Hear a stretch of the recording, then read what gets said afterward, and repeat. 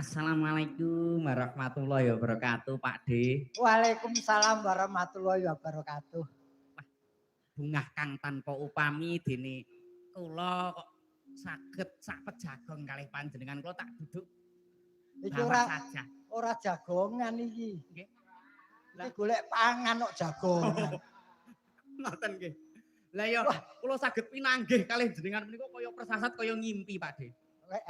Persasat kaya ngimpi. Kaya ngimpi iki piye ta? Nek tiyang ngimpi menika lak adatipun sare riyin. Iki kok kaya ngimpi, Mas. Ngimpi iku ketemune gelo lho. Nggih. Iki kowe ngimpimu lak ketemu aku. Nggih. Pas entuk gawean wayangan ning kene. Nggih. Ngimpi iki aku melek. Nggih. Melek biar loh jebul ora tanggapan gelo kowe. Nggih, gelo. Ning sakniki saya bisa mewujudkan mimpi saya kepanggih kalih sosok maha gurunya dagelan Indonesia. Lah nggih to Pak D. Sosok. Sosok niku jirim nek cara tenggen bahasa Arabe. Sok-sok ki arang-arang iki.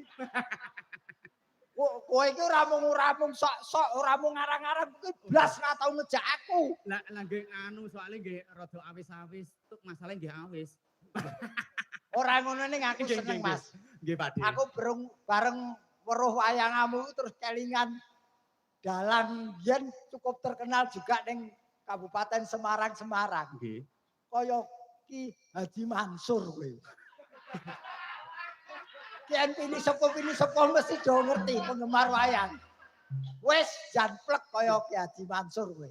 Napane niku? Duh, sesuai mula diarani Ki Dalang iki jane Kiai Dalang. Kedahe nggih. Nah ning ketelahe Ki Dalang mula dalang kuwi sakjane dalam bekerja selalu siar agama. Mergo biyen pancen sing nggawa mempopulerkan para wali. Mula sinebut Kiai Dalang, populere saiki Ki Dalang. Mergo yaine mboten patek kanggo wong salat 5 wektu ora patek to. Ngoten niku napa dos pundi? Yo delalah wae. Nggih. Ya delalah ning pada umumnya dalang-dalang ku ya mengajak ke kebaikan. Gandeng saiki sing mirsani